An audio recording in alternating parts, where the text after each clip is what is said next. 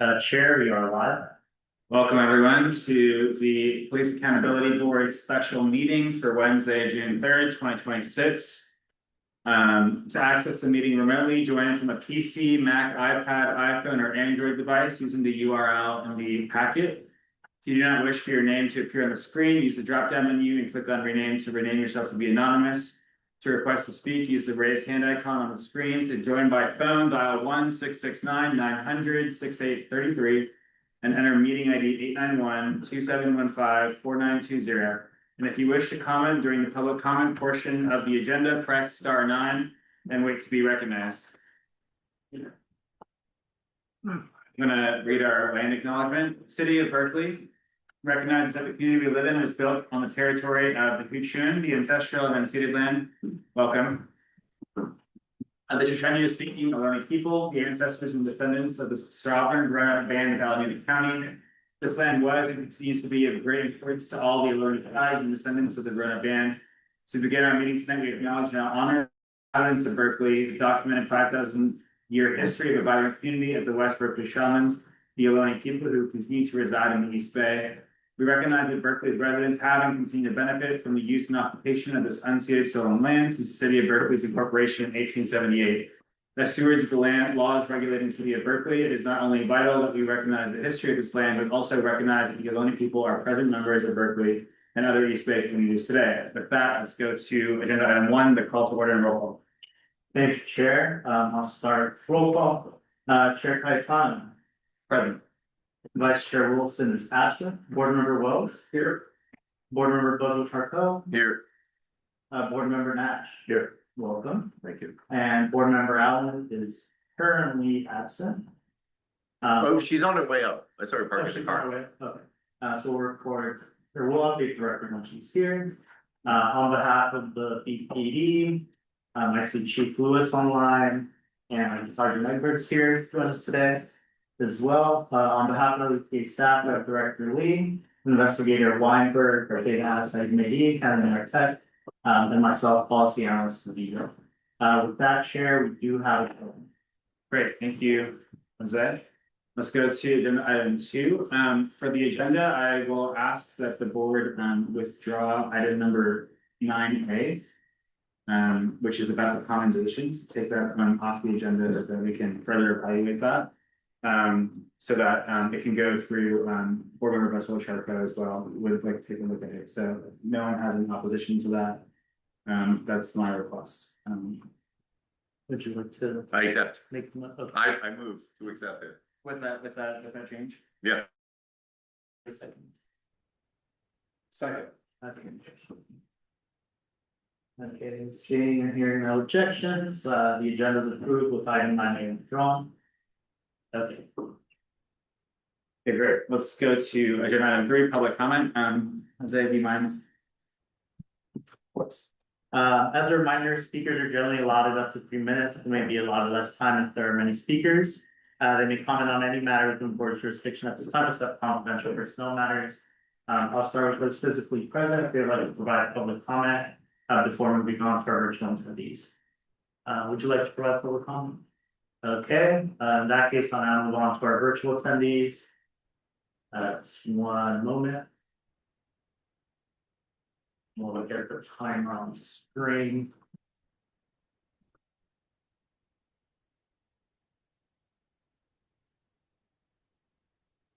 Okay, start that. First up, we have John Lindsay Pullen. You've been granted permission to speak. Good evening. Good to see you all. John Lindsay Pullen with the American Friends Service Committee. And I wanted to give a comment on item 9D regarding the military equipment report that has been added to your materials for the evening, and I understand it will be on the agenda in 2 weeks. And there's a few things I wanted to say about this. One is that although it's not in the report, AB 481, which requires the report, also requires every law enforcement agency, upon publishing or posting its annual military equipment report, to host a community engagement meeting a well-publicized meeting, easily accessible, at which members of the community may ask questions or express concerns.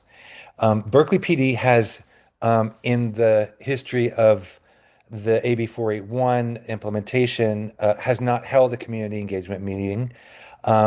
With the posting of this report, it is required to do so within 30 days.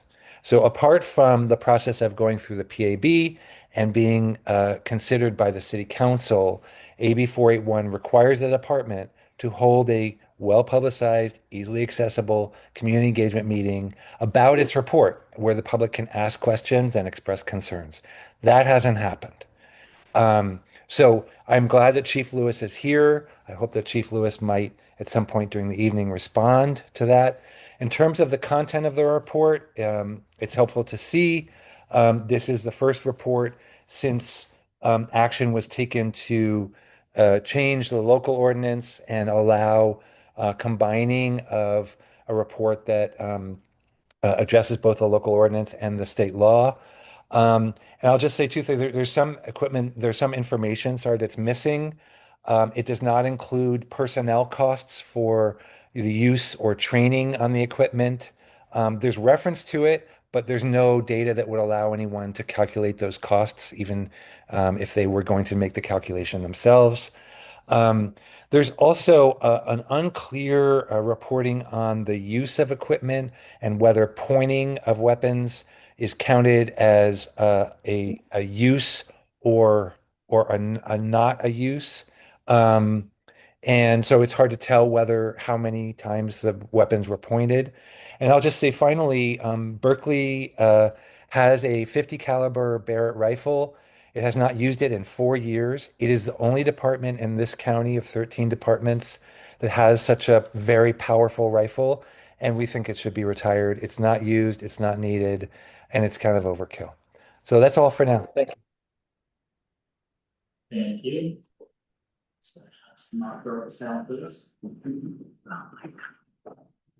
Wendy Alton, you can grant permission to speak. 3 minutes are on the screen. Thank you for the board for the opportunity to speak. I'm Wendy Alpson, Berkeley resident, here on behalf of the Berkeley Friends Meeting, which represents members throughout the community, throughout the city.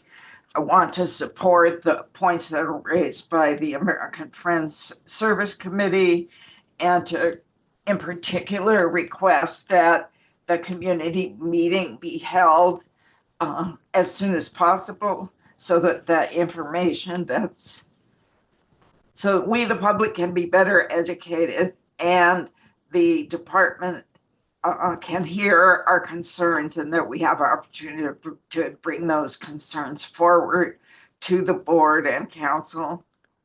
Want to echo on the Barrett 50 caliber rifle, the request to retire that.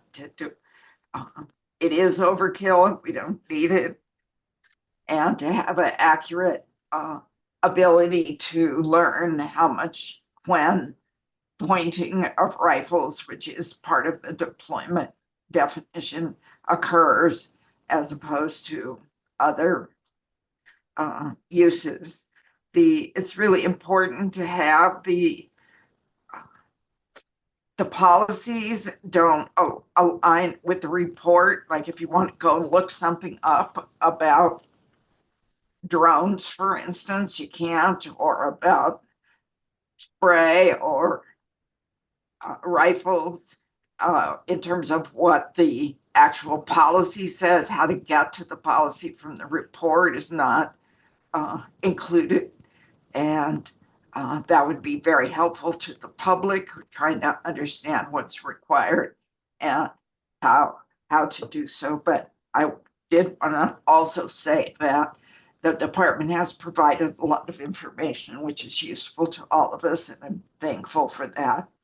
And as always, want to appreciate the work of the board in advancing transparency and accountability. Thank you.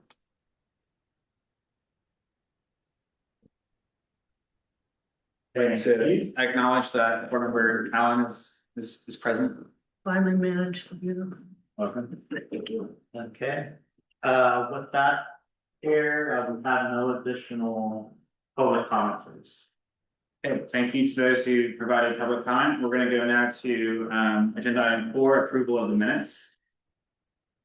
Can I get a motion to approve? I move to approve. Second. Hearing no objections, the minutes are approved. Great, let's go to agenda item 5, which is the director's staff report. Director? Thank you.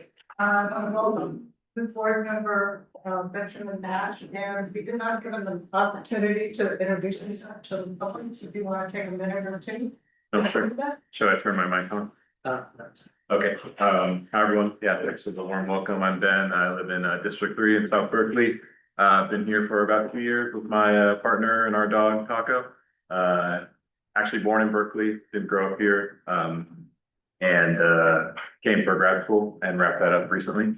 So yeah, excited to get started. Thanks. Thank you.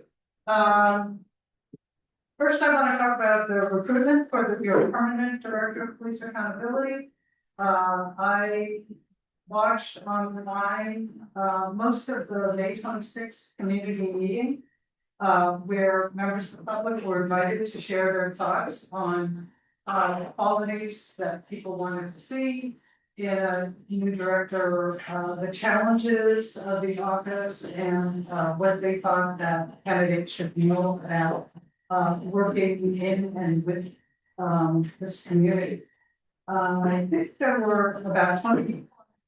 It's hard for me to see how many were there in person. I would say at least 25, and I guess I was just told today that Sergeant Baker was there. Is that correct? Okay. So how many people do you think were not physically body employed about that? Oh, right.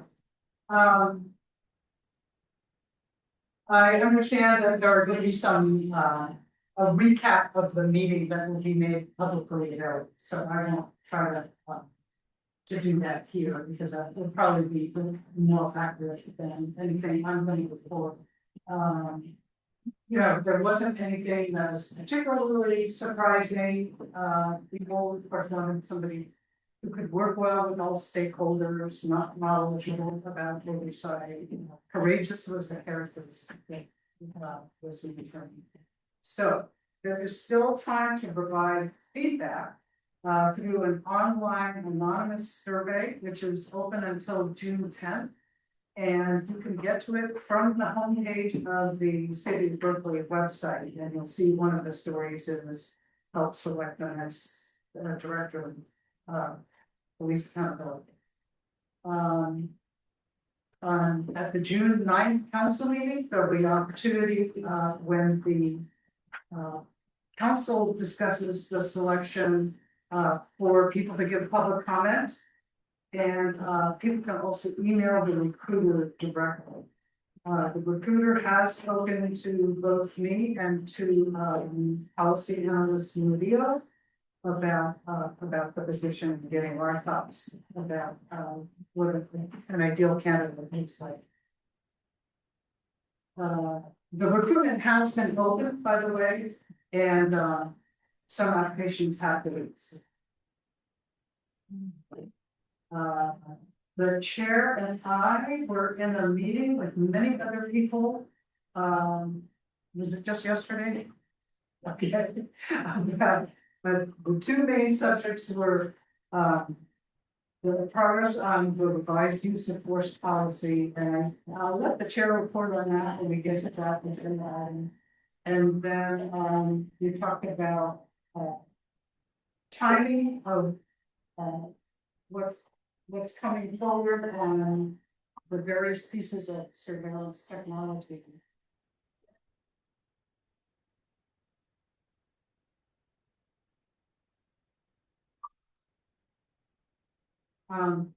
With the focus on the RFP that will be issued for the investigative software, but there was a meeting related to that. The Safety Policy Committee met yesterday. And the two pieces there were the acquisition report and use policy on the community video streams and on the investigative software, yeah. There was a supplemental provided by the department on community video streams, which could have been a response to a question that the vice chair raised, and we spoke to when the chair and I had a meeting with the chief and the deputy chief. And so I appreciate that response. And we're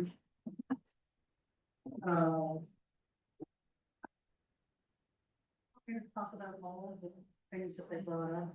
So there were a number of recommendations brought up by that the council made, that the council committee made.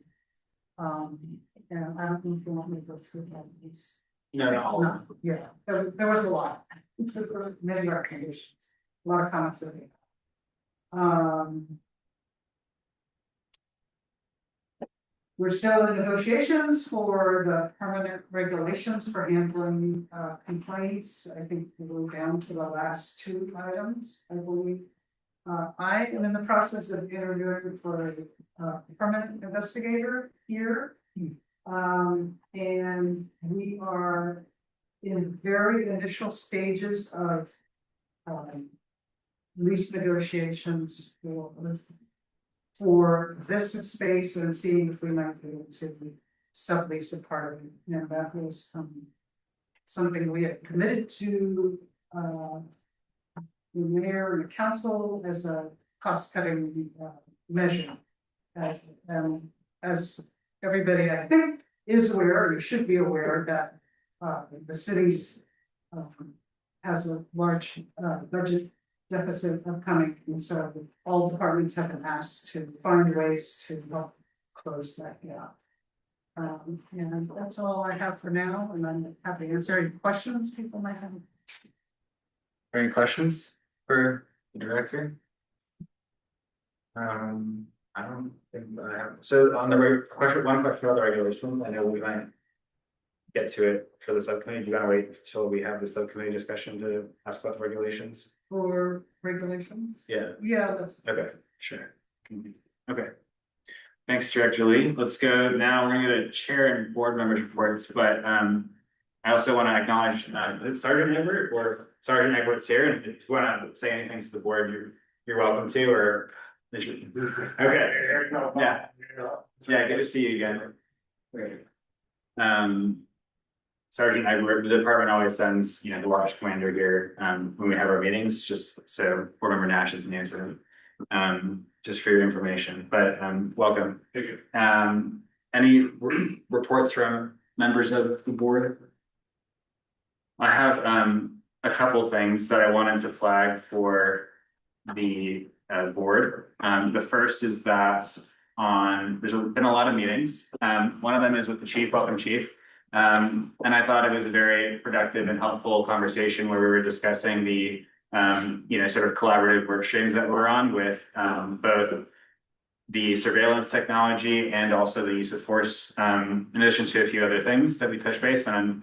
I appreciated that meeting with them because I thought we were able to align on a lot of the different work streams that we're working on together. And the second thing is that we, as the Director Lee mentioned, we had a meeting with a lot of different stakeholders on that and continue to discuss the ongoing RFP process, which we have two board members assigned to. One of them is board member Nash and the other is Vice Chair Wilson.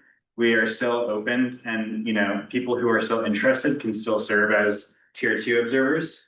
So if anyone is interested in participating in that process, please email Director Lee and me. And we will make sure that you're included on the meeting invites. And the third is for the director search. The mayor has asked that we provide at least one board member, if not two, to be present at the July 17 interview session for the director's position. And so we're still looking for a board member who would be interested in joining that on July 17th. You be interested? Oh, great. Okay, well, did you make note of that, Director Lee? Yes. Great, thank you. Thank you, Board Member Allen. That's on a Friday, just so you know. Second to last update is that I presented at the Peace and Justice Commission on a lot of meetings on Monday, I believe. And they wanted to know what we've been working on, the challenges that we've been facing, and also ways for us to work together. And so that's what I presented on to them. And so they presented a item to council at the same time on the surveillance piece. And so that was one of the ways where our work streams were intersecting. And I thought that there would be more opportunities in the future for the Peace and Justice Commission and us to be speaking in the same direction. The last thing I'll say is I would encourage the board members to listen to the Public Safety Policy Committee recording that discussed the community video streams policy.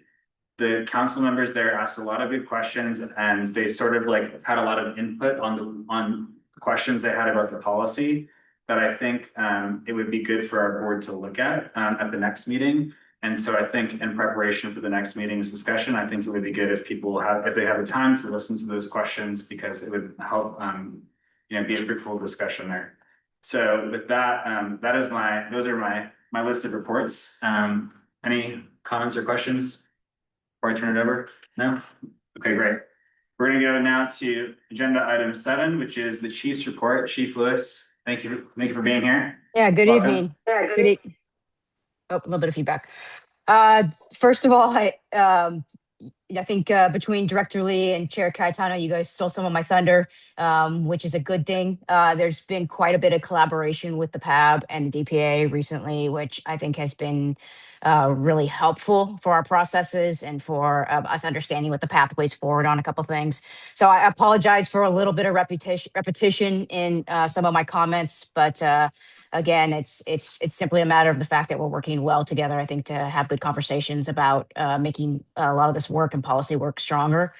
And I will also weigh in and agree with Chair Cayetano that the meeting yesterday was extremely helpful for the department, especially as we begin to write the RFP for the technology items. But just understanding the types of questions, the type of protections that we want to ensure are written in our policies and acquisition reports with respect to the investigative software, the community video streams, and the broader technology that we're looking at will be extremely helpful. And so having that analysis and consideration by the PAB as part of that, I think will be incredibly important to the overall success of that whole process.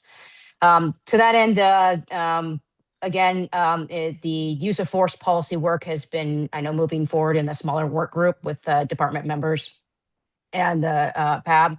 I thought that was an extremely productive meeting with a larger stakeholder group yesterday, where we were able to kind of discuss progress and process on that. And the same goes with the RFP process. Welcome to Board Member Nash. Look forward to meeting you in person. I'm excited that you are going to jump in with both feet and get involved in this process. And I think it's going to be a fun summer for you to kind of really get that background.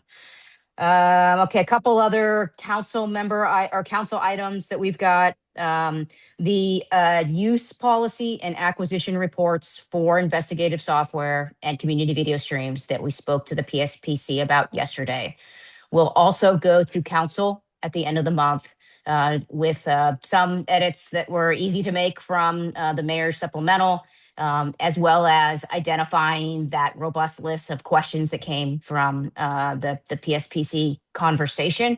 Again, that will not be a point in time where council's being asked to give permission to procure. It's simply another stop on the way of gathering information that will be important for the RFP process and to do the strict acceptance of the use policy and acquisition reports prior to us opening up the RFP process. And so that'll be happening later this month. Our MOU compendium If you recall, it's an annual compendium that we bring the annual compendium forward. It's by ordinance. We're required to do that. That will be coming next month as well. As soon as that's finalized, I expect that hopefully will be finalized by later tomorrow. We'll come to the PAB for a look at it, but that will also be before council in July. That report also includes reporting on mutual aid requests over the course of last year, as well as suspicious activity reports that the department submits for the year prior. And then the police equipment report is coming next month as well. And that report is the first time the controlled equipment ordinance report and the military equipment report are done together under the new ordinance rules that were developed earlier this year. So the report that the board has in front of them reflects that first time. We tried to incorporate all the things that the PAB really liked and from the past controlled equipment report, as well as the things that are required by the AB 41 military equipment state law. And so we look forward to hearing back from PAB, like, hey, we'd love to see more in this area. We want you to write things out differently. This has been every year an iterative process of us making that report stronger and stronger, both with PAB feedback and with council feedback. By ordinance, PAB gets at least 45 days to review it before council weighs in and approves the annual use. So we look forward to hearing back on that when the PAB's finished with their review. Let's see. I did want to talk about two cases of interest. One was two recent cases. One was from June 1st, where the Richmond Police Department responded in the city of Richmond to a dispute in between a male and female. During that contact, they learned that that victim had been sexually assaulted in a camper in the city of Berkeley, down on 6th Street. That entire investigation was then handed over to our investigators. So it didn't come in as a traditional call for service to patrol level, went straight to our detective unit. Our special victims unit was able to conduct substantial follow-up in that case, arrest a subject, get a search warrant, and collect evidence in that case. So that was a good example of our strong investigative work. Yesterday, our detectives arrested the suspect in connection with the May 30th homicide that occurred in our city of a woman on California Street. That, again, was a complex call that patrol responded to initially. And information developed both by patrol response and our detectives. We were able to obtain an arrest warrant for the victim's boyfriend, track him to a city in Solano County, and take him into custody without incident. That case is before the district attorney's office for charging. And I just kind of wanted to call out the amount of time that went into that homicide investigation. I spoke briefly about it at the PSPC meeting yesterday. There was a requirement or need to meticulously review close to 20 hours of video evidence to build that case. That was done by our detectives. And one of the things we talked about yesterday was exploring investigative software or other tools that would allow us to be more efficient in that work, understanding that resolution of homicide cases, especially being able to do that kind of investigative work really early in the process, is instrumental to solving those cases. Really briefly, talking about our staffing levels, our current sworn staffing, we are authorized 174 sworn personnel. We are sitting at 153 actual, with 143 of those being solo officers. Again, that doesn't take into account the number of officers that we have on long-term disability or workers' comp issues or on military leave or some other longer-term absence. For our dispatchers, we are authorized for 32. We have 19 actual on staff, but only 15 of those are trained to the point that they can work as solo dispatchers. So we have a lot of work to do to continue to build out our staffing levels. As a result, we are wrapping up the year and looking at our overtime levels. We have determined that while our patrol division, who is the largest user of overtime to hit the minimum staffing numbers, is operating within our set budget for them. But our dispatch center is operating at above 300% of their set budget due to the fact that they have a structural deficit in staffing in the communication center. Okay. I think that's all I have to share. Happy to answer any questions that the board has. Thanks, Chief. Does the board have any questions for Alan? Yeah, I know that some time ago in the law and social justice pathway at the high school, we attempted to set up a program to try and encourage students to go into dispatch. And I don't think it ever really worked. I think the problem was that dispatch was not in a position to provide curriculum or help with, with the pathway. And I'd like your view on that, because if we can do something over the summer to incorporate that, or even set up a separate pathway, it might be an opportunity to steer some students, well, upon graduation into dispatch, because it's a great career opportunity for them if we do the prep at the high school properly. Yeah, it's a great question. I can share a couple of the things that have been really successful for us or that we have implemented recently. For the last 2 years during the summer, we've had internships with Berkeley High students as an introduction to all the different jobs that we have at the department. That's been a great vehicle for getting them exposure. The other thing that we've had in place is a pretty robust police aid program, and we have made hires to either CSO, dispatch, or sworn positions from our police aid position. So that's college-age kids who are in college that work part-time with the police department and are able to start getting exposed to the work and different classifications and duties in the police department. You're not wrong that we need a good pipeline to get dispatch positions filled. What we've experienced is that it's an extremely challenging position, and we need to have good supports in place to bring in the right candidates and to have a structured and supported training environment. Most departments, even those who have quote unquote successful dispatch centers, have to see still a 50% attrition rate out of training programs for dispatchers. Ours is closer to 30%. The big moves that we're having to try and address that right now is an item that's going to council on June 9th, which is for priority dispatch software. We're working in partnership with the fire department on that. That software changes dispatching from a experience-based, personal capability, thinking fast on your feet type of job to one that's more script-based, guides dispatchers through questions that, depending on the type of call that's coming in. And reports that we have from agencies that use that system is that it increases pass rates in the training program, makes the work more efficient, reduces stress levels for dispatchers. So that, and exploring a virtual agent. So we would look at the calls that come into the non-emergency dispatch center that are not requiring a human to really interact, to direct them to some other service, would be pulled off by a virtual agent that could then redirect those calls.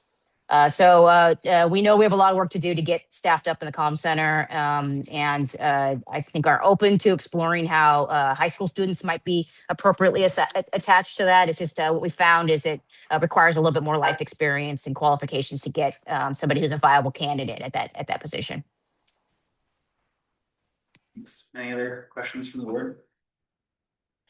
I have a couple questions, Chief. The first on the technology to review body-worn camera. Have you already started discussing or reaching out to other jurisdictions to look at vendors for that technology, or are you just researching it? What stage are you in your research for that technology? I missed the first part where you said what kind of technology? The one where it can read body-worn camera. Oh no! If you're talking about the homicide case I was talking about, is that what you're referring to? Yeah. No, Yeah. What I was saying is that there are softwares available that you could feed footage in. So if you have video footage of, and I suppose that could work for BWC as well, but that what I'm talking about is surveillance video, from a business or from a residence.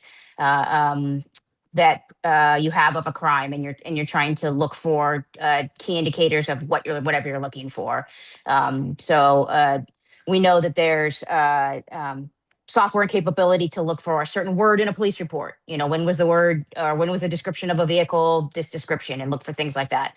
There's also technologies that allow you to search through that for things out of videos. And so we know that things that take a lot of human time to get through bulk material, that there may be capabilities within AI that we talked about. We talked about this yesterday at the meeting. And so as we open up an RFP for the technologies this summer, it'll be interesting to see if the community video streams or the PTZ cameras that are out there, right, could support an investigative software that could do some of that work for us, and with what guide rails would we want, and things like that. But I call it out because it was, for me, it was stark how much video they had to get through in a very short period of time.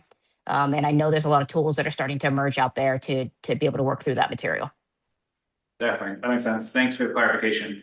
And then last question on the military equipment report. So we can, gather questions for you and send them to you if you're able to respond to those. But if you also have, I know this is your first time writing a combined consolidated report. So if you have any feedback on how that process went to make your work more efficient, or if you think that this process was also more efficient than last year, we would appreciate that feedback too. So just more of an invitation than a question, I guess. Yeah, of course, I'd love that. I think that's the important thing, is to strike the balance of having enough information, both in the report, but on our transparency hub, so that the community doesn't have to ask a lot of questions if the information is out there. And so every time we hear about some other way we might present data, or how we can share data, in more near real time, and wrap it up into our annual report, we're happy to receive that and share what works best for us. Great. Yeah. Okay. No other questions? I'll let you go. Thanks so much.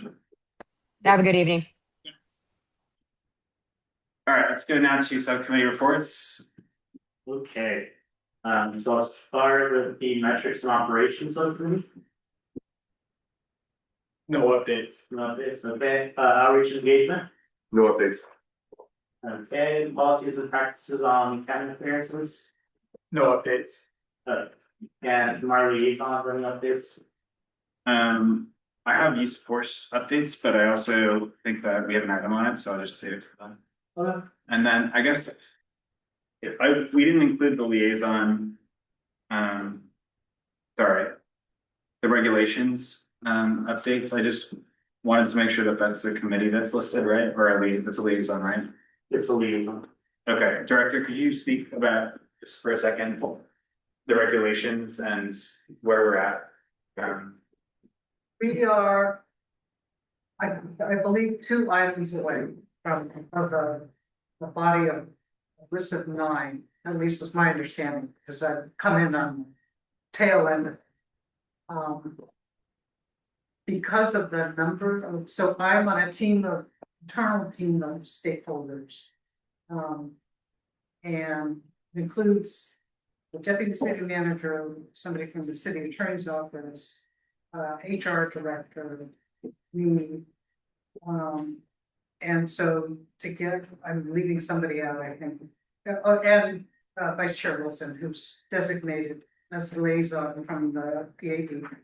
And just because it's so hard to get everybody together, meetings are usually a couple weeks apart.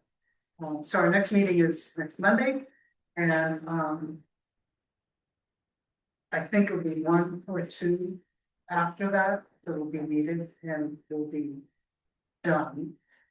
Whether we will get to agreement on everything by that point, I'm not sure.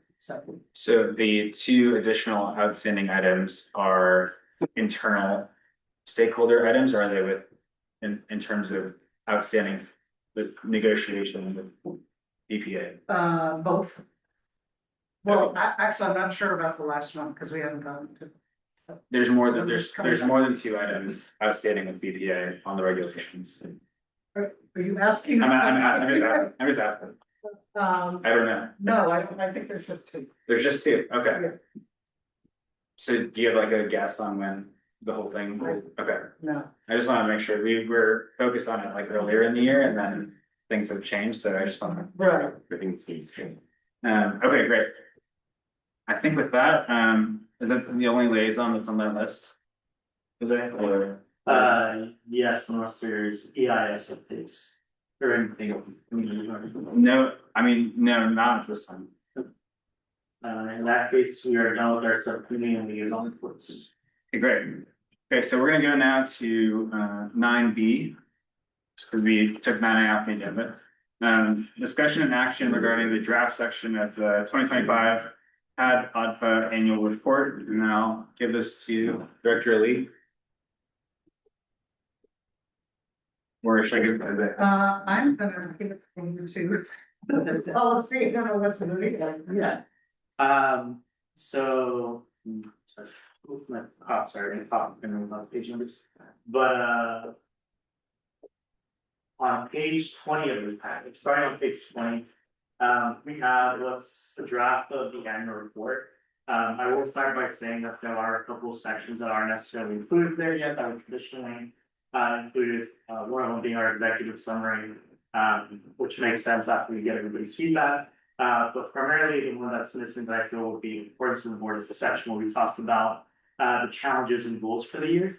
That one is included simply because we're still working through some of the notes that were discussed by the board, both at the retreat this year that were identified as goals, and then just recapping some of what happened last year. But we should be able to share that soon. Just wanted to start by sort of giving that heads up. Moving forward to that, this section that we've provided were carefully drafted based on the feedback we got last year, not just from the board, but also city council in terms of what they wanted to see. For the most part, this report is similar to what was produced last year, with the exception of the stop data analysis. That report, or that section of the report last year received a considerable amount of council attention. There was questions about the methodology and the differences between the BPD annual report. So after some discussion and just coordinating internally research and best practices for this type of reporting, we essentially created a version that expanded on what we reported last year, but also built upon some of the common analysis that's accepted in stop data analysis, as well as sort of talking about the strengths and weaknesses and the various factors that we have to consider. So that's really the major change between last year's and this year's report once being produced. Most of the data we've already reviewed. Really what we're asking here today in terms of the feedback is one, if there's anything within these sections that you would like us to expand on, or if there's anything that you would like, that you think should be included in this, that we may have missed. Again, this was drafted really with a lot of consideration, for the feedback that both the board and council, provided us with. So we're happy to take any questions, comments. Could you just explain the timeline for this? Yeah, so and Director Lee, if you could remind me, we're presenting this report in July. July 14th, July the special meeting that's been set. So we still have this meeting to provide any media comments about what you would like to see in the report. That's not already included or you think should be included. We could bring it back at the next meeting with a more consolidated, finalized version of this report. And sorry, I'm blanking on the meeting, but saying reference the calendar. And I believe we should have one more meeting in Yes. July. June 17th and July 8th. Yeah, July. For the board to ultimately approve it. So there's still 2 sessions, assuming there's no other special meetings.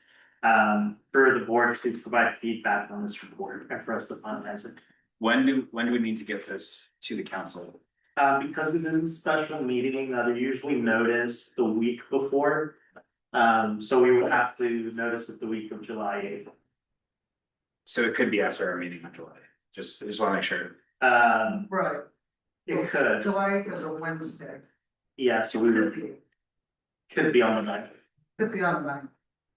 And we could confirm that, but there's a little bit more wiggle room with special meetings Right, we're not tied to to the 30 the day. whole 30-day calendar. Okay, great. Those are just, clarification questions. Are there any questions from the board before we get into comments or feedback? Questions? Yeah, go ahead. I have a question about a specific number finding in here. Mhm. Is this the right time to ask about that kind of stuff? Yeah, Okay. So the 162 of the allegations, the 230 allegations, yeah, 162 about 70% administratively closed. Hmm. Is it typically that high? Has it been that high in the past? To remember the exact figures, but usually the reason is, I guess just even stepping it back, a lot of the times our complaints have multiple allegations. For example, a complaint might come in that doesn't necessarily meet the merits to continue with the investigation. But within that complaint, they might have put 10 allegations, we checked every box. Depending, we usually go through a process where staff screens those allegations first. And where, okay, based on what you're telling me, you've noted 10 things, but in reality, only 5 of them would reasonably apply to what you're saying if it was true. After we kind of do that intake and we realize, hey, you know what, there's this complaint, doesn't really meet the merit of an investigation, we bring it back to the board's administrative close. That's sort of what brings the high number to it. So in this case, like, yes, we usually do see a large number of administrative closures. To your point, I'll have to check the exact number for the previous years, but I think last year we did see a slightly higher administrative closure rate than we had previous reports, or the general average for other years. Cool, that's close. And then is that typically how they become closed administratively? Is there's multiple complaints attached and then the ones that should be closed, get closed? Yeah, so what we do is that we do a prima facie, or like whether based on what's being told to us, would that meet the standard of misconduct? Before we even bring it to the board, we do, again, we have an intake process where we talk to the complainant and try to narrow down the scope of their complaint to make sure that it is something that we can proceed with. Once that's done is when we administratively close it, or we proceed with an investigation and the noticing. Got it, okay, thanks. Question, any other questions before getting into feedback? Okay. I would think we should discuss feedback now. If there is feedback, I wanted to give the opportunity for us to have an initial look at some of the sections. Recognizing that this is for 2025 calendar year and Right. some of the things might predate some board members, but that's okay. Actually, one question I have. Was it last year that we were, I remember like soon after I joined the board, we were discussing Yes. the annual report. Was that this one or was that 2024? 24. So that, I mean, actually, that's kind of impressive to me that we like have a 2025 already. It was intentional, like. Yeah, I remember that. Yeah, but that's, I don't know, kudos. So, Yeah. I have some feedback if no one else wants to go for it at this moment. I'm just gonna go kind of section by, this is kind of tedious, I'm sorry, but the reason I wanted to, we gonna give feedback now is in case other board members disagree, it's helpful for people to weigh in as well. So I'm just gonna go section by section kind of. So the first one is on the complaint process, right? And my opinion is that this should be in an appendix as opposed to in the actual report. Maybe not the first sentence, the first paragraph, lines, I don't know what page we're on there. there are no. There's no page numbers, so it's Sorry, hard to. page 22 on the. Yeah, section 1 of the annual report. Yeah, I'm just the steps about filing and intake and all that. I think it should go in an appendix, honestly. But we can keep like the first paragraph. That's kind of my feedback on that. I don't know if anyone disagrees, but Yeah, it makes it less wordy. yeah. I'm just gonna keep going unless someone wants to jump in. Section 2, the analysis of complaints and dispositions. I think we had this feedback for you last time. And it's about the agreement rate. It's about the agreement rate between us and the chief and the city manager. I continue, to be of the opinion that the agreement rate in and of itself is not a statistic that we should be aiming for, and there's a few reasons for that, but I think it would be helpful if you were to break out the agreement rate for sustained findings and not and everything else. Where is that? Yeah, it's on page, well, I don't have page numbers, so it's kind of hard to, Yeah, it's kind of hard. This is section 2. it's called agreement rate analysis. It's like, Go to section 2 and flip into see. There. so. And I'll just like to give an example. I mean, like, we agree on 60% of the reviewed allegations in 2024. And now it says that the 2025 agreement rate reflects a decrease in overall alignment between the two bodies. I mean, that to me is not really the North Star for our board, where we're trying to align with the chief on specific vision of like how these cases should pan out. But I do think it would be more instructive to understand where the agreement reads diverge on when we don't sustain it, when we don't sustain an allegation, and when we do sustain one. My understanding is that the agreement rate for when we don't sustain an allegation will be, you know, different than the other statistic. So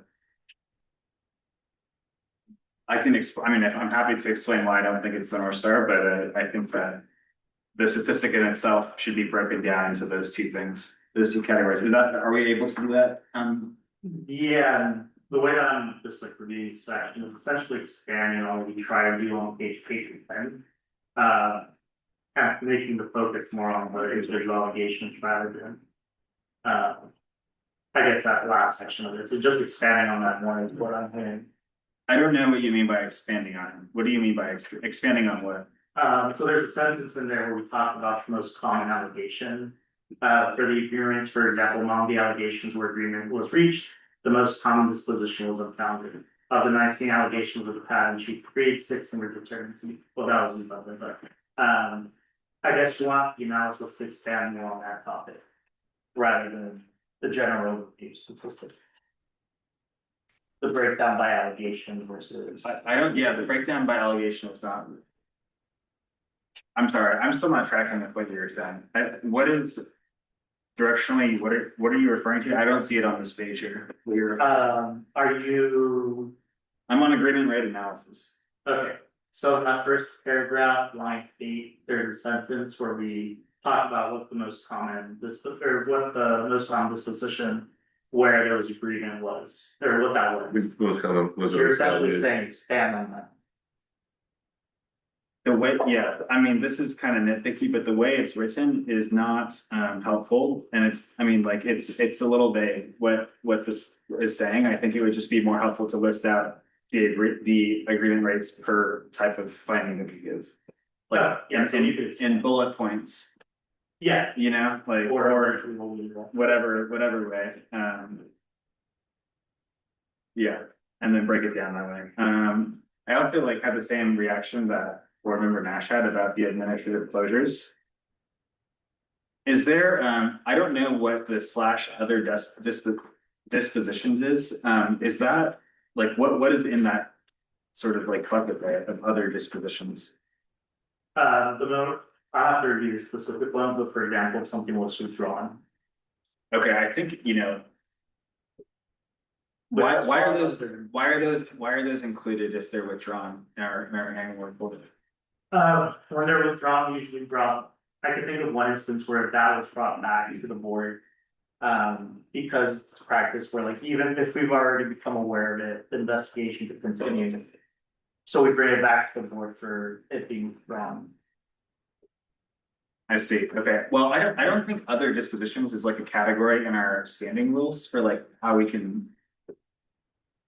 We could just leave it. I think we should just, anything, I don't know what's in that category, but if it's not part of the way that we vote on things or, you know, approve things, then I don't think it should be included in here. The other thing I think would be helpful is if this is gonna be a big number that the council, I think, will look at. And I think it would be helpful to break it down. We have reasons why we administratively close things, and I think breaking it down, having a section that explains why we administratively close this many cases, like and I guess like the way that this chart is broken down is by allegation, but my understanding is we we close cases based on the case number and not allegations. We don't just close an allegation, we close a case. So I don't even know honestly if this administrative closure statistic should fall within the allegation breakdown, if that makes sense. Yeah, you want us to essentially take the analysis for administrative closures out of this analysis. Yes. Give it its own section. With Instead a of breakdown. allegation, say X amount of cases. Yes, Yeah, that should be. yes. Otherwise, it's gonna be. That's the only takeaway that I had from that chart, honestly. Was about the administrative closures. I agree with that. Okay, let me just take a second for. Okay. Yeah, I think that those are my two biggest, The other thing is that the council is also, I mean, like, this is like kind of from last 2 years, they're gonna ask about repeat complainants. Yeah, Is there a section in here that touches it? we don't dedicate a section to talk specifically about repeat complainants, but we do make it. We intentionally bring out the number of unique complainants. Where In our charts. can you point to that in the? It's. It's submitted by 27 unique complainants. No, sorry, I was looking at it before. Yeah, so submitted by 27 unique complaints. Because that was ultimately the question that we had received, how many unique complaints we get versus the number of complaints. Are you able to analyze if 1 or 2 or 3 complainants, if the bulk of allegations is attributable to 1 or 2 or 3 complainants? Does that make sense? Yeah, so saying. Oh, so essentially saying of the repeat. Filings were X amount.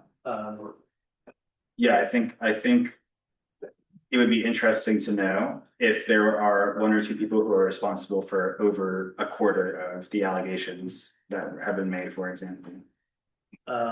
We'll explore that, not necessarily because it needs to include, but it's just more like exploring, Okay. if it makes sense.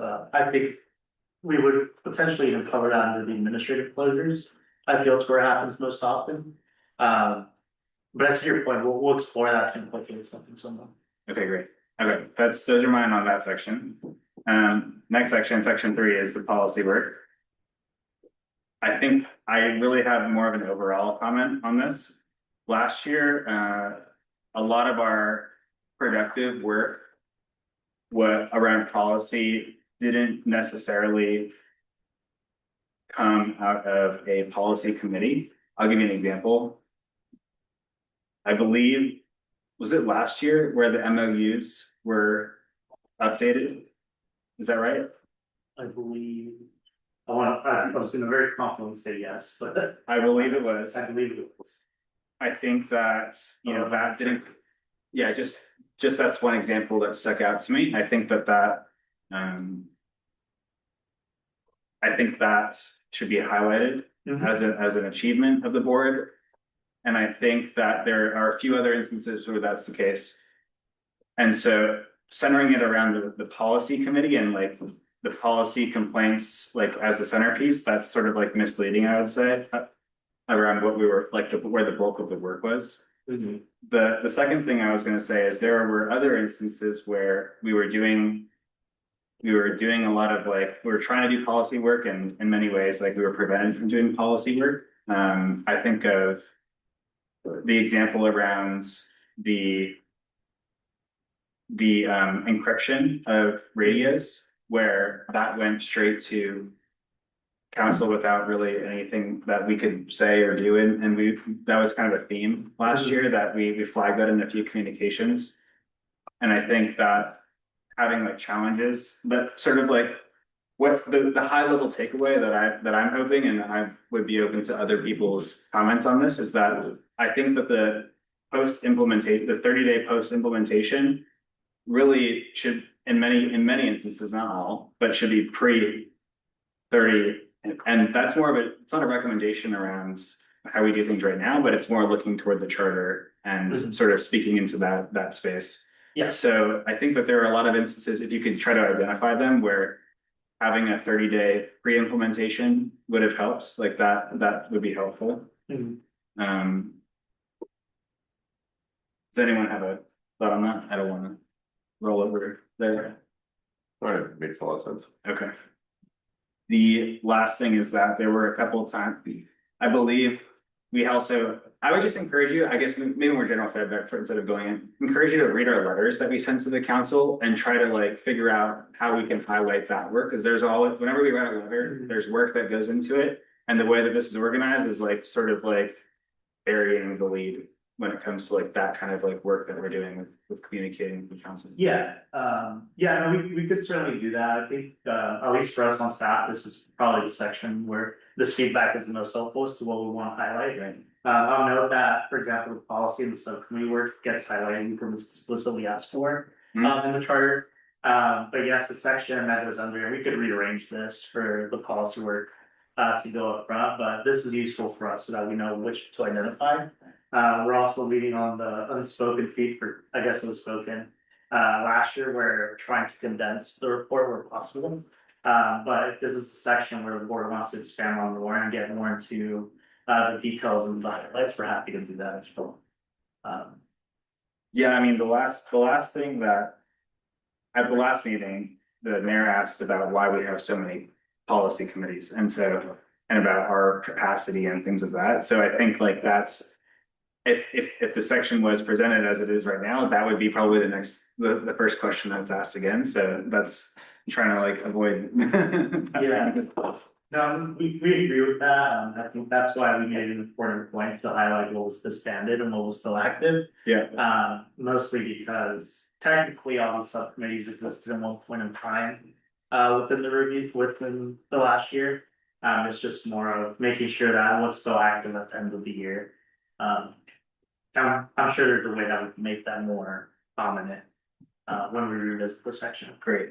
I think my last comment on that section is, do we have a section on the regulations negotiations and how that has been going in any of this?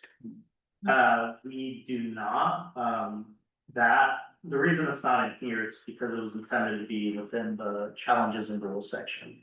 Where is that? Sorry. It's the section that we're still finalizing, Oh, okay. so it's not here today. But yes, we agree that's something that the board would like to highlight, particularly because there's a lot of work done last year that was to the point where we are now. A lot of work. Yeah, definitely. Okay, my last question is about this section 4. And this is a section that the council, I'm kind of giving background for as well. The council like really focuses on this section and had a lot of like, I mean, this is not the last section actually, but this is section 4. They had a lot of like, I would say like critical or constructive feedback for our section about what the way we're analyzing this data. And so I guess more of an approach question. Did you work on this with the department at all, or how did you go about like? Yeah, in terms of I guess I'll start with saying that these are more informal conversations that Arlo and I had about ways that we can strengthen the analysis. Talking about the strengths and weaknesses. But in terms of like the developing the drafting itself, there wasn't I guess an ongoing conversation. It was more of hearing and understanding why they use certain approaches versus what we had used in terms of the population-based assessment. And it incorporates both of them and expands on the analysis, sort of acknowledging the strengths and weaknesses of both our used methodology last year and the methodology used by the BPD. So for example, on the veil of darkness, which is a test that's commonly used, we expanded it more beyond just the typical specific times, but rather doing a time analysis on that. So in some ways we're more thorough, but also acknowledging the limitations of our previous analysis. Got it. Okay. I just want to make sure that you're talking with them about this. Yeah. Where you're able to say it to the council that you worked on the section. Yeah, this is something that. I'm sorry for stepping in there, but this is something where at least my intention is once I get the board's like feedback as to what it is that y'all want to see in there. Also bringing it back for any commentary This is something that Arlo and I like to talk about, so, this will be something that I did plan once after I receive feedback, send that back. His way for any comments that you might have.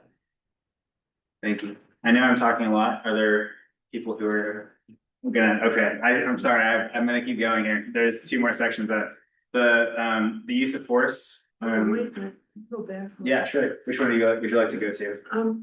The breakdown of stops. Yes, of course. Because this is gonna attract a lot of attention. Yeah.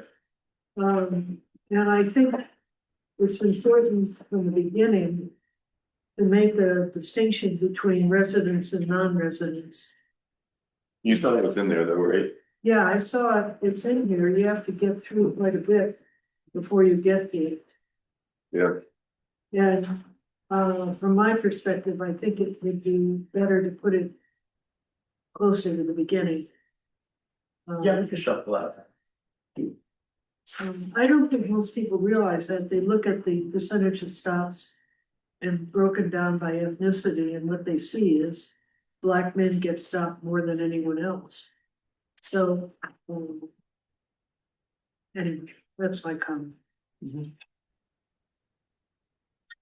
Yeah, we could move that forward. Or further. I might be dead. What is the residency thing have to do with the racial makeup of the stops? You're not tracking.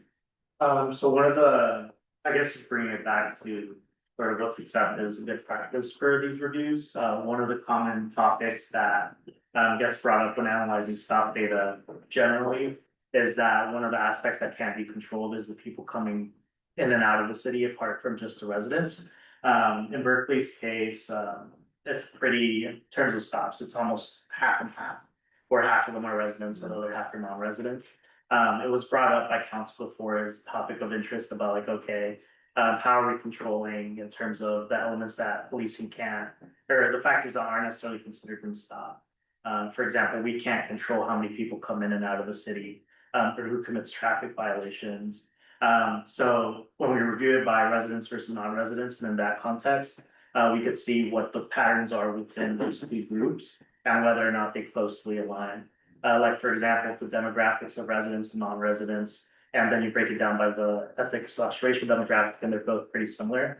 That in itself is a test for bias, as it looks at both aspects of it. It's similar to what we're trying to do with, like, for example, someone's housing status, whether they're housed or unhoused, and how that might make them more likely to be a part of a stop. So it's a part about getting a holistic picture of the population that is being, apart from just like, this is the population, this is the percentage, but going deeper into it.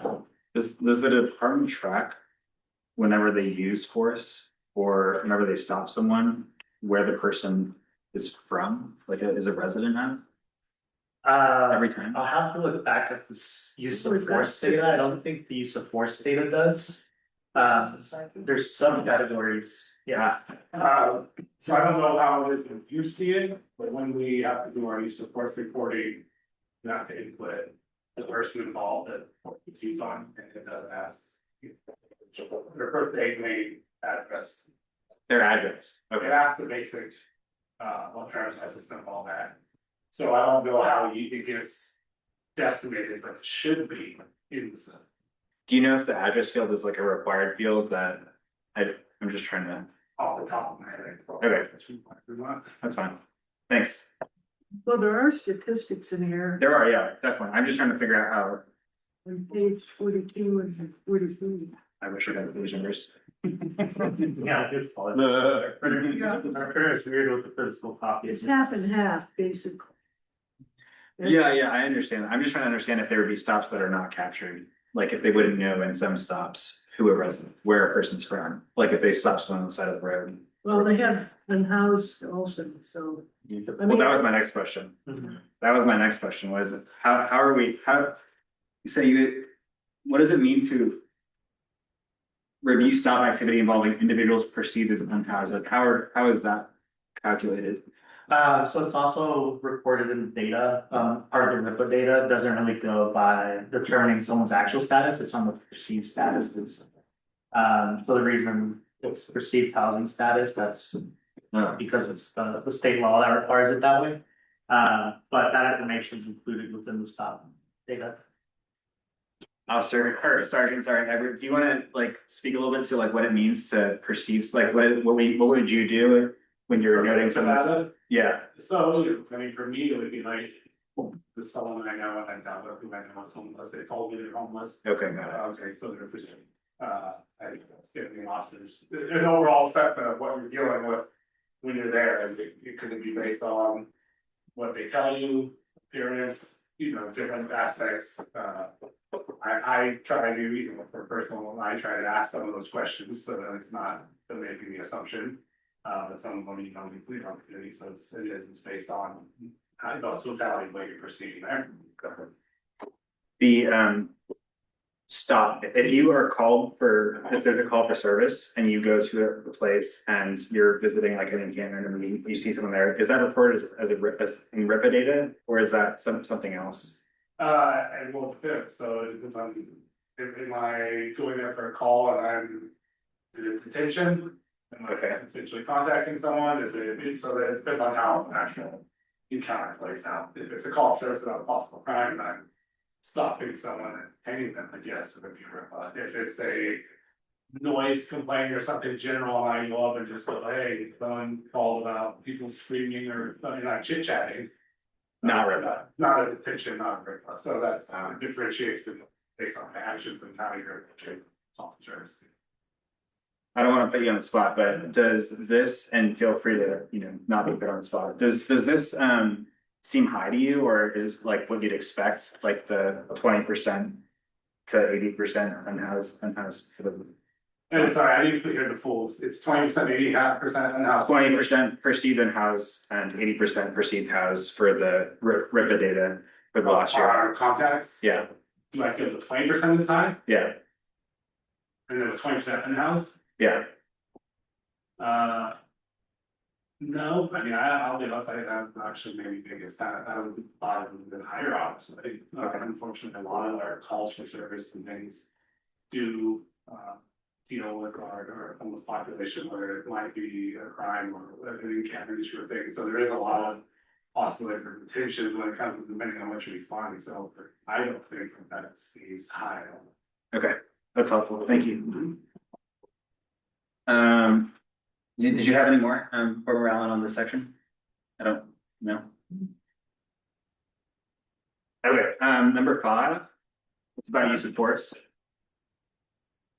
I think, I hate to be this person, but as someone who's been talking with the department like twice a week about the use of force policy, I think that it's quite possible that our special meeting aligns with the presentation of the proposed use of force policy. And so I might propose some observations to submit them to the board to review, that might go along with for the annual report itself based on the data from 2025.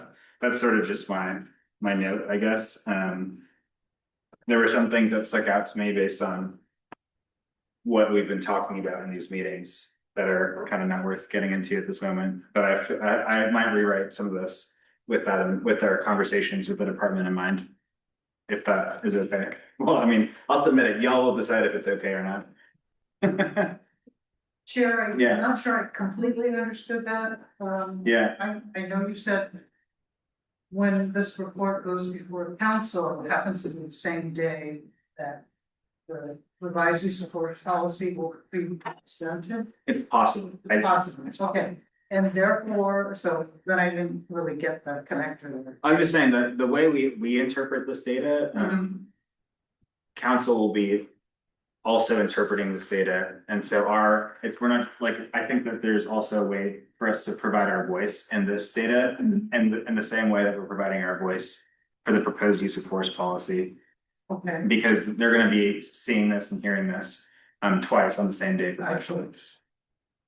Okay, so do you have specific suggestions about that? Not like at the moment, honestly. I think that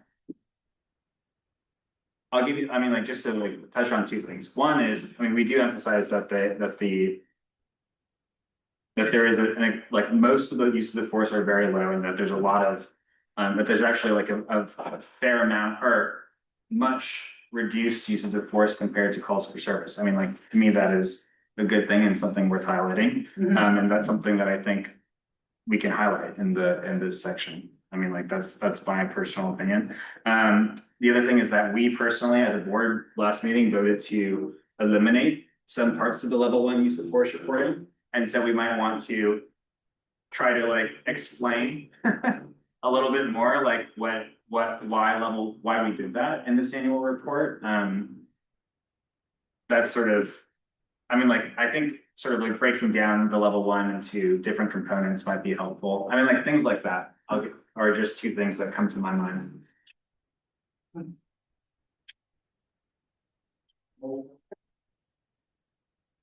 That is all, that is everything that I have. I'm sorry, there's a lot on that.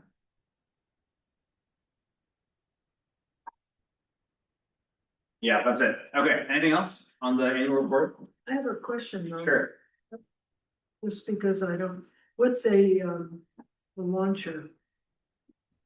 It's referred to several times in the use of force. Are you referring to a less than lethal launcher? Yes, So a less than lethal launcher is a basically impact weapon. So we have what's called a one that shoots a foam bullet, a rubber bullet.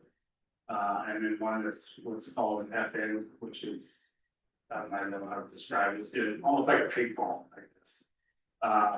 So in layman's terms, the easiest way for me to relate it would be similar to like over a pond, but it's used for distance. So if it was someone who was refusing to drop a knife or something like that, you don't need to get close, so you know, you do something like that as a use of force to try to get compliance. The descriptions are actually in the police equipment report, which is the supplemental for D. It's that one, yep. oh, And sorry. it's okay, it's on page 6 of that report, so just so you. I didn't get that.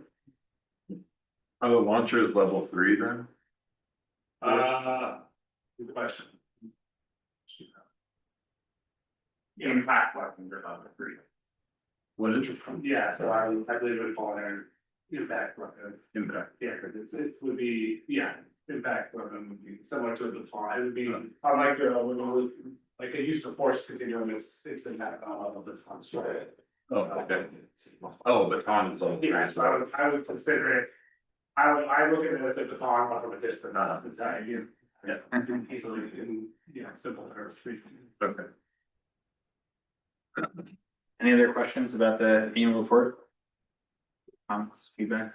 I think it looks really nice and it was really easy to read. So thanks for that. Yeah, we appreciate your feedback, generally, honestly, like, keeping the poker face, but I'm glad this is going really smoothly, and I'm glad you think it's going smoothly. so we'll go ahead and implement those comments. Of course, if there's anything that didn't come up today, feel free to send us an email. We'll incorporate it and bring it back at the next meeting. At least I'll speak for site too. We've been looking at this for a lot, so sometimes we just need a fresh set of eyes to catch any typos or bring up questions that we might have not thought about. So we appreciate any feedback we can get, not just from the board, but members of the public watching, of course, are a part of it. Are those going to start hearing from me a lot more frequently? Good. Okay, anything else on 9B from the board director? Nothing else from you? No. Okay, great. Let's go to 9C, which is the discussion and action on the use of force policy. Good segue. There's no pending action or letter from me to the board right now. I think I wanted to provide an update to the board because, last time we voted on on modifying the level 1 reporting requirement, and I provided background at that meeting about our discussions, and we've had some discussions since then.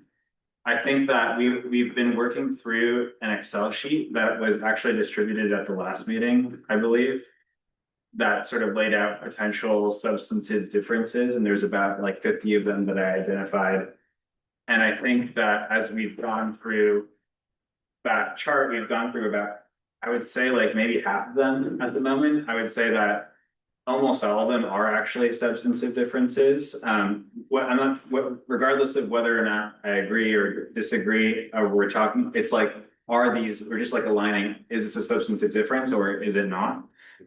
So, I mean, my goal is really to narrow it down so that we don't, and honestly, like at the meeting with the mayor and the chief and all the other stakeholders yesterday, the mayor was like, I want to be able to like narrow it down to only a couple issues. So these discussions should be, focused on like presenting or like actually like trying to meet and narrow the issues for presentation to council. Otherwise, it would be very hard to distinguish between 50 things versus like 2 things, for example. I think that, so that's sort of like the background. I don't think really that any of the things that I shared last time have changed, but I do want to get the board's input on what additional information the board might think would be helpful, because at the next meeting, I do think that there will be a lot of substantive things coming before us.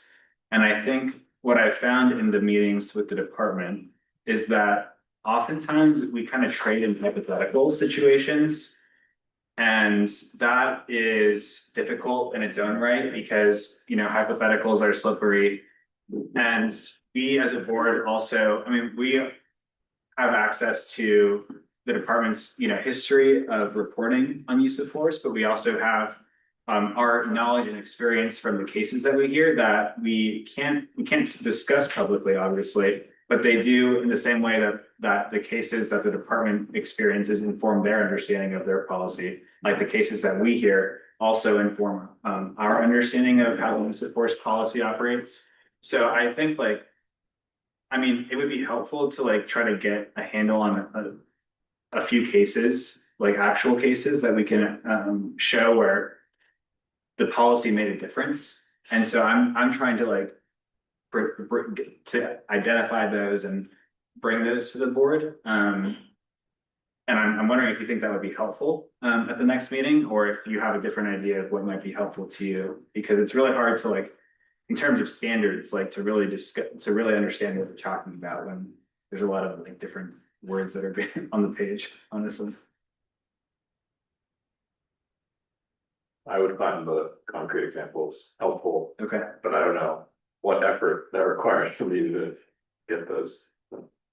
I mean, I'm gonna brainstorm, but I just want to like, it's unusual for other policies. We're not really bringing concrete examples, but with use of force, I think it's a little bit different.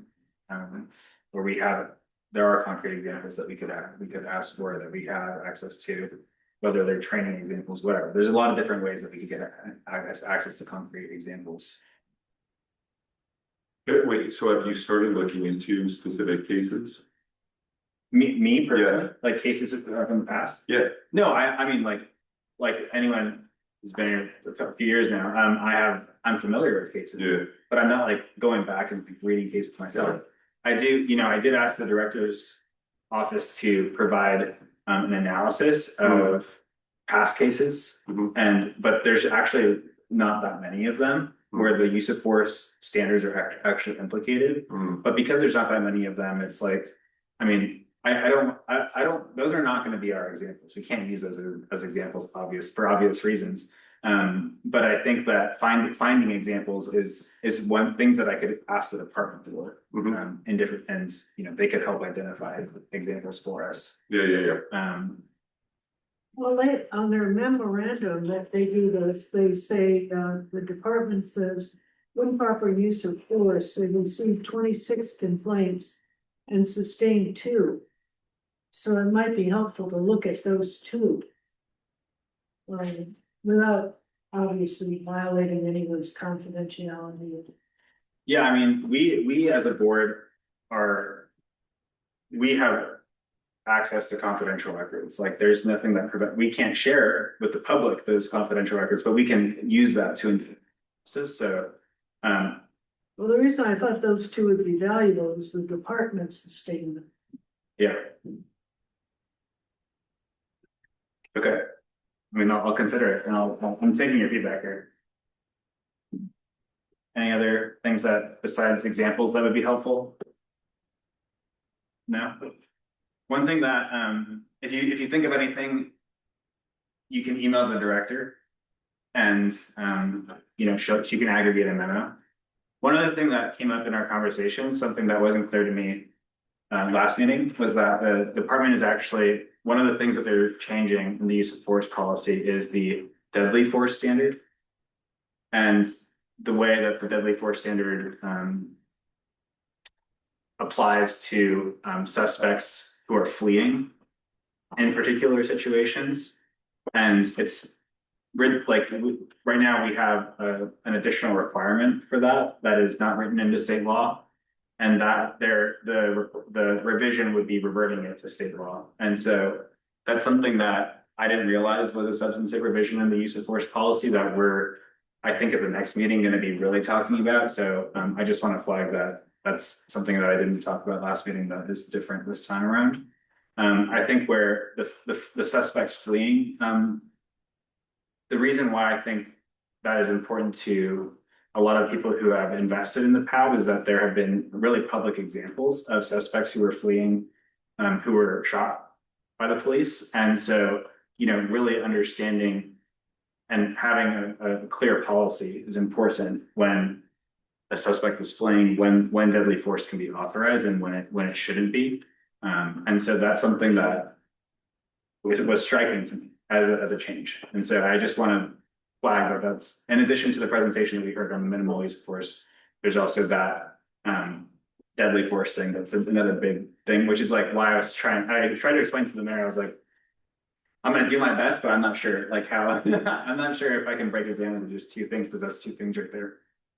And there are a few other things that I think might be worth attending to. Are there any questions for me about where we're at in this process on the use of force, or? I'm a little concerned about your last point. I witnessed a couple of years ago a situation where Oakland police chased an armed suspect into Berkeley into Lonely Park.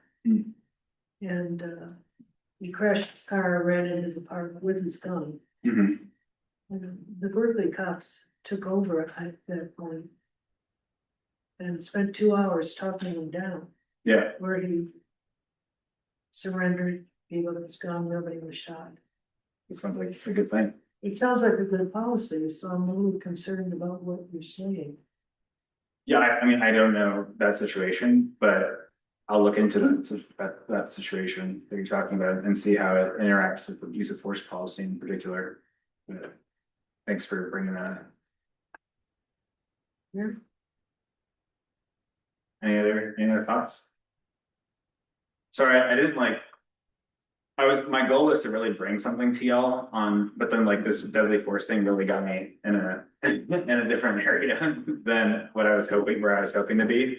I do think that there are other areas where I will recommend alignment with what they're proposing, and so, you know, but that's not like, we don't, like the bigger thing that we talked about last week was really the bigger one.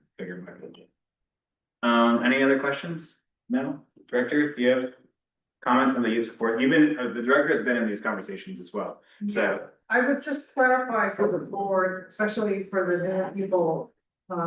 So the chair actually had a couple meetings with members of the police department, I think before I got involved. Yeah.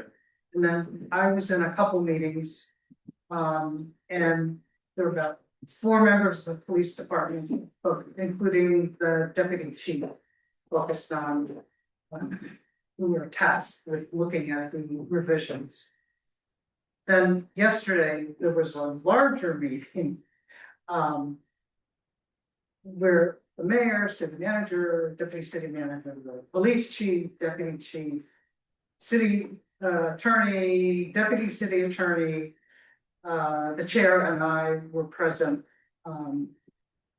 talking more about the process. So I just wanted to, because the chair's been in so many meetings, I wanted you to understand what's been going on. So it's the meetings with the department only where we've been talking about the nitty gritty and the meeting that the mayor convened, talking about process. Thanks. Okay, if there's nothing else, I'm happy to leave it there. Okay, let's go to the next agenda item, which is 9D. This is where we handed out some supplemental information because you have it in the packet, so what you got tonight are what should have been attached to the memo in 9D, which is page 58 if you have page numbers. And that's the police equipment ordinance, BMC 2.100. And then the department's annual police equipment report.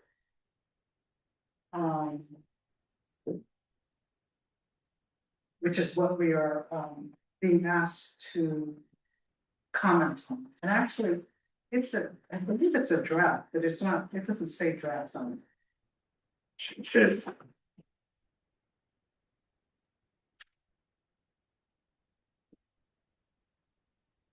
Well, it was specifically sent to us for a review or comment. And so I'll give credit to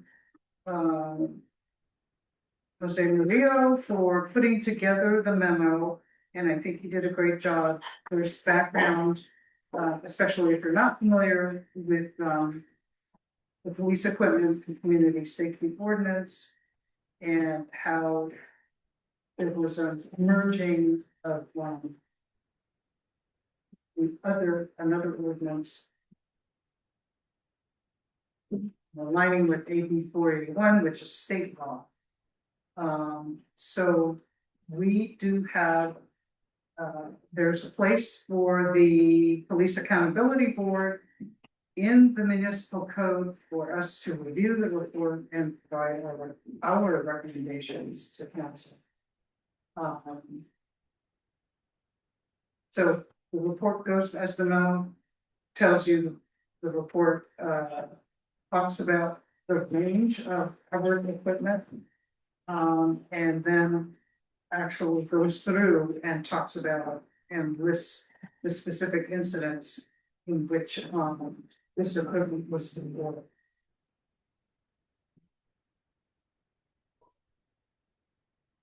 So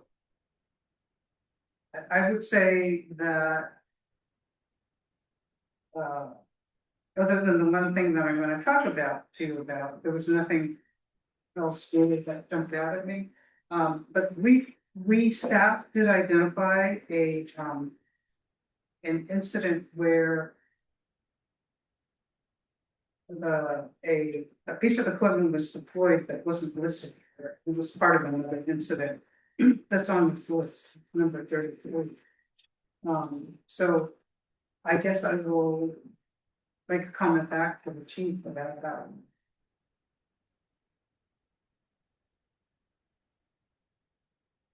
And it's, we happen to know that because it's a case, so I can't really talk much about it, and just tell you it's a case being investigated. So the thing that makes me a little uncomfortable is that we happen to know about this because we're investigating this, so it's hard to vouch for the accuracy of the rest of it. I'm sure that the report was produced in good faith. But it was a little bit concerning to see that deletion. And I don't know if Mr. Murillo has any further comment. Well, Director Lee's comments and being something to one. I think just when we highlighted potential areas for review, then I just kind of want to clarify, it's not exactly what we were staff recommending that you review, but just some of the areas where the board has historically been interested in reviewing, particularly given the amount of discussion, council member feedback during the presentation you reported, is whether this new iteration didn't meet what I would call legislative intent when I was moving forward. But of course, that's something that will be discussed later on. on page 3 of the memos, the section I'm referring to. But nothing additional to what Director Lee has mentioned. Any questions from the board? On the report? We can discuss after the questions round, but there's no questions. Okay, no questions. Is there? Thank you, Director. Okay, oh, I should, there was another, just this afternoon, and as, Ms. Allison and Mr. Lindsay Colvin mentioned in public comment. They said that, 8481 requires, a public, a community meeting where people are allowed to provide feedback. I haven't had a chance to look at 481, so, but if it's true, then that's something that should be pointed out. And I'm happy to do that. It's something that I'm intimately familiar with. Oh, Just because we were the ones who revised the ordinance, okay, but yeah, but that was the state law requirement. right, we had to evaluate the state Okay. law one. But anyway, the chief's position is that this satisfies that requirement. Oh, That's her position. okay, So you're, that's good to know. you can ask her, but and I Okay. think that she would just say that Okay. it's submitted for public meeting, and so I don't know what the purpose of the law was, but that's what she said to us in the past. Okay. Any comments from the board on the report? Can I just say one thing about this? I know I'm talking a lot, I'm sorry, but the board this ordinance is going to be rescinded. And the board was really instrumental at the time with retaining the elements of the ordinance that substantively that impose like additional substantive reporting requirements beyond the state law. And so I just want, everyone to know what the ordinance says about what we're supposed to be doing. And so if I just can point y'all to the supplemental, it's 2.100.060. Which is in the smaller packet, and it just talks about the reports on the use of police equipment. And if you look at section B 2 and 3, it talks about us having the authority to, I'm on the supplemental here, on like, I think it's like 3 pages in, 2.100.060. Page 5 of 6 of the top right.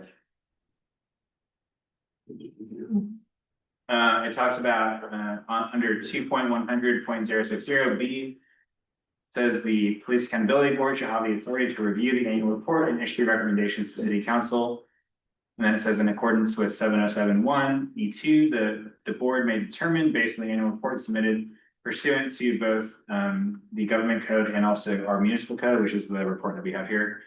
Whether each type of military equipment identified in that report has complied with the standards for approval set forth in the government code. And then I'm going to read those standards in a second. But then it says if we have determined that any police equipment has not complied with those standards, it shall either recommend revocation of the authorization of that piece of police equipment or modify the police equipment use policy in a manner that will resolve the lack of compliance. So just so you're aware, that's the municipal code. That's the sort of like regulatory framework that we operate under. The standards that there's like very substantive standards that were not decided by us. They were decided by the California legislature. And so the 4 things that the California legislature decided were important when it comes to this type of and also the council recently adopted are in the government code, and then I'm just going to read them. It says that 1 is that the military equipment is necessary because there is no reasonable alternative that can achieve the same objective of officer and civilian safety. And 2 is that the military equipment use policy will safeguard the public's welfare, safety, civil rights, and civil liberties. 3, the equipment is, and this is about purchasing, is reasonably cost effective and compared to all available alternatives that can achieve the same objective. And then D1 prior military equipment use complied with the military equipment use policy that was in effect at the time, or if prior uses did not comply with the accompanying use policy, corrective action has been taken to remedy non-conforming uses and ensure future compliance. So really, we're supposed to evaluate whether the uses complied with the use policy and then recommend whether or not to council if there's any changes to the use policy, any non-compliance that we identified, things of that nature. So I just wanted to like frame what our task and mission is based on the regulatory framework that we're working in as we're reviewing this. And we have two opportunities to review. I wanted to have this first pass because I knew that we have a couple of new board members. I want you to know what the regulatory framework is so that you can take a look at this report. You can analyze it on your own, and at the next meeting, you can come back and you can try to provide your input on that. At the same time, I think I talked to the chief about this. If we had noticed anything on its face, like for example, the thing the director pointed out that we want more information on, we should do that now, because at the next meeting, we have to actually give our report that will then go to the council. There won't be an opportunity really for for the chief to respond after our next meeting. So the chief can respond after this meeting, but she can't respond after the next meeting. So if there's anything of this report that you find is of interest and you want more information on, like the director identified, then now's the time to really compile that list for the chief. Well, in that spirit. Yes, please. Yes. And if you could take notes on the. I'm on page 19, looking at the geographical breakdown. But first of all, these beats, sorry, this is outside the scope of our conversation, but are these determined by population size, these various beats? I believe the last time the beats were changed, don't quote me if I'm 100% accurate, but it was they looked at the calls for service. The goal was to have beats that were generally equal in the calls for service and things like that. So that, you know, one officer is not on a beat that gets no calls all night, and the other officer is on a beat that's getting calls all night. But I think they're trying to distribute it more equally. Okay. So I would imagine you look at a smaller beat, it's more quality downtown speed. So that, I believe that's one of the main factors. I don't know. Okay, thank you, that's all. My main point was that I would like to see, and maybe I'm missing it somewhere else in the report, the actual numbers here on the geographical breakdown of where the incidents happen. Like I'm seeing the dots here, like I could count them, right? There's 5 dots in beat 14 of deployment, I guess, but having the numbers like written out or the percentages would be useful, I think. I see. Oh, you mean the raw numbers? Yeah. Okay. Yeah.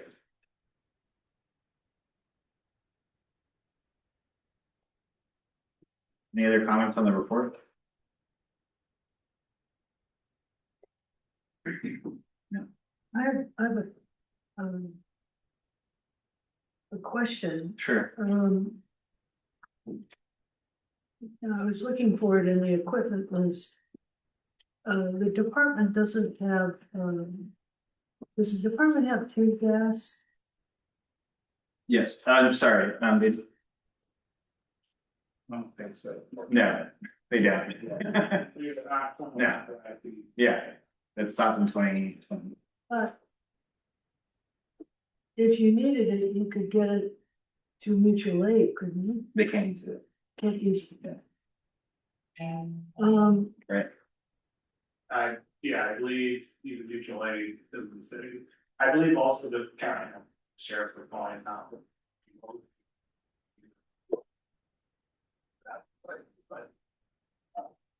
But that is something that's been for sure situations with still work. I think currently policy does not allow us to use tear gas.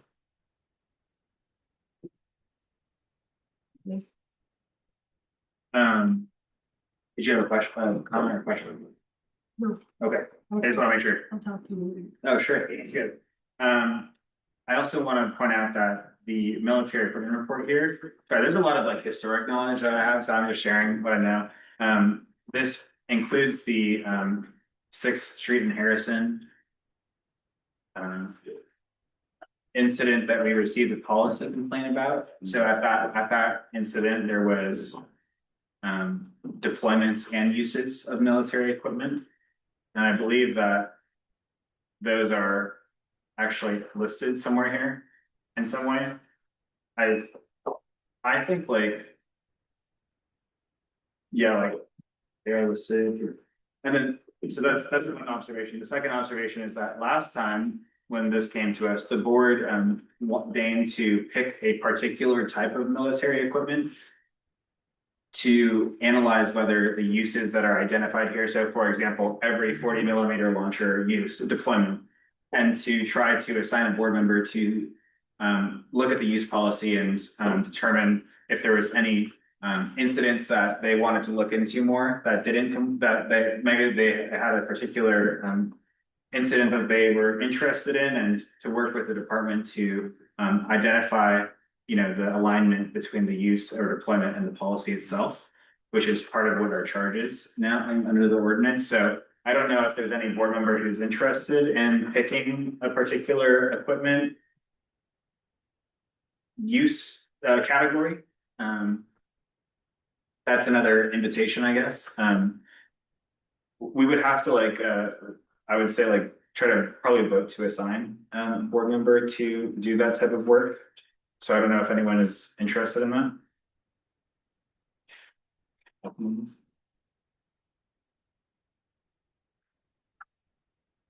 No? No, okay. Is there any of these entries that stood out to anyone? As if not, the answer is fine, it could be no, but I just want to make sure that we're.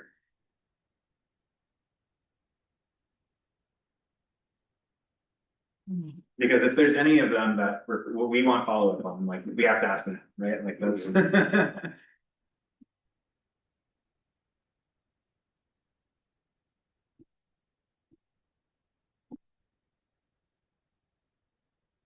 Excuse me, Chair. Yeah. So as I'm moving this, so we apparently have an inventory of tear gas that we're just prohibited from using. Is that? Follow out this is from. Right over, Purchase, Right. sitting there for 2,000. If you look on in the equipment inventory and descriptions on page 5, it's about half of it. But,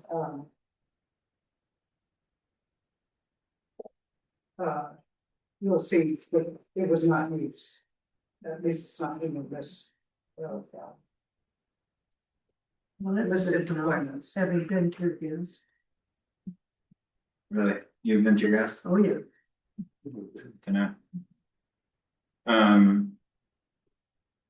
So I'm gonna assume that there's no entries here that people are interested in, but I'm gonna give you all a second to keep looking because I have some other things that some members, I got some emails about this report and I think they pointed out some good things, so I just wanted to flag it.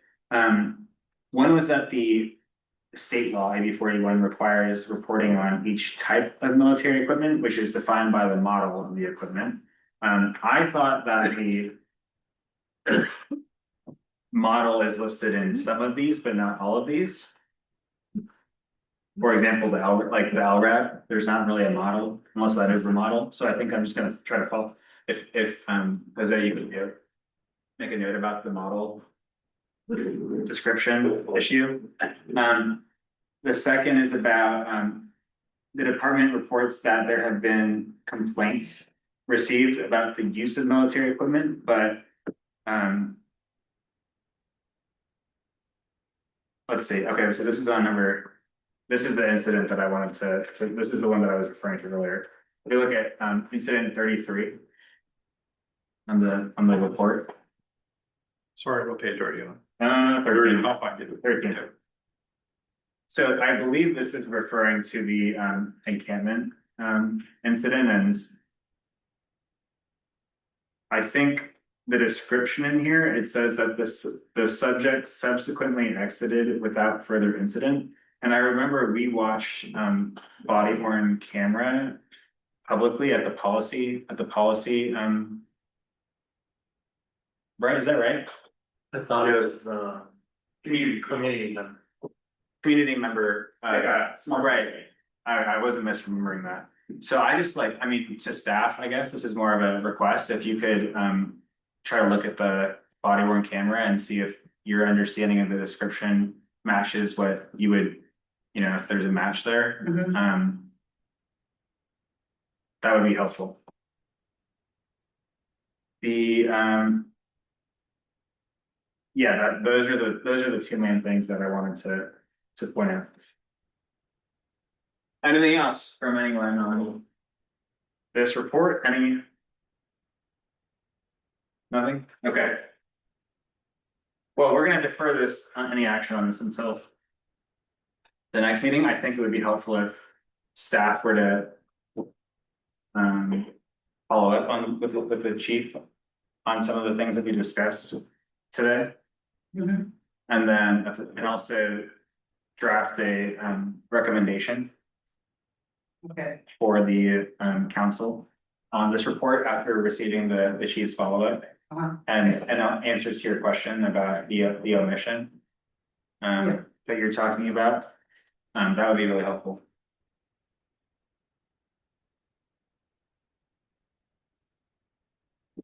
Okay. Well, I think that brings us to the end of 9D. Unless there's any final words then? Okay. With that, we'll go to agenda item 10, public comment. Thank you, Chair. As a reminder, speakers are allotted up to 3 minutes, but maybe a lot less time. If there are many speakers, they may comment on any matter open the board's jurisdiction at this time, except confidential personnel matters. With that said, we'll start with first as president before moving on to our virtual attendees. No public comment. Okay, so we'll move on to our virtual attendees. John Lindsay Pullen, you can grant permission to speak. 3 minutes are on the screen. Yeah, thank you for allowing me to speak again. And I'm gonna say something about what you just talked about, so that it's still fresh. Because I was one of the people who sent some comments to the chair about this, and since sending them, I realized there's a couple other important omissions in the military equipment report. AB 41 requires that the report have the quantity for each type of equipment. And when the comment was made just a few minutes ago about tear gas, I looked because I was like, oh yeah, no, there's tear gas in there, but you can't tell how many there are. And in fact, none of the equipment, there's a number of uses, but there's not the quantity in the inventory. And so, similarly, the state law requires if the department anticipates that it will be buying or seeking to acquire military equipment in the coming year, then the annual report should state that. And it's possible that BPD is not intending to acquire any of this equipment. Most departments are at the very least buying more what they call consumables, right? Like more of the projectiles or bullets. Um, but there's nothing about that in this report. So at least I hope that the director might add to your list of questions. Also, what is the intention of the department in terms of acquiring more, as well as the quantity possessed of each. And then just in terms of the community engagement meeting, I understand that the position of the department is that this meeting or a meeting of the PAB in which the military equipment report is discussed is a community engagement meeting. However, the state law says that it must be hosted by the law enforcement agency. That is what the vast majority of law enforcement agencies in the state do in to implement this law. And it does require being able to ask questions, and the chief isn't even here anymore. So there's no way in a Brown acted meeting that you can ask and have answered questions about a military equipment report. So I hope that's something that you might persist on because it is a requirement in the state law. And just really appreciate all your work, and thanks so much. Thank you. Are there any additional speakers on Zoom?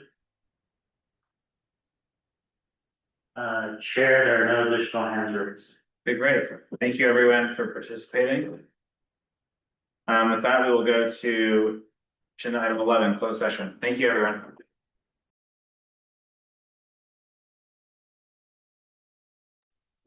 Chair, we are live. Thank you, everyone. The board reached a decision on a issue regarding the regulations, and we didn't hear any updates on any pending cases. But we did discuss a couple of pending cases. And with that, we'll go to agenda item 13, adjournment. Can I get a motion to adjourn? So moved.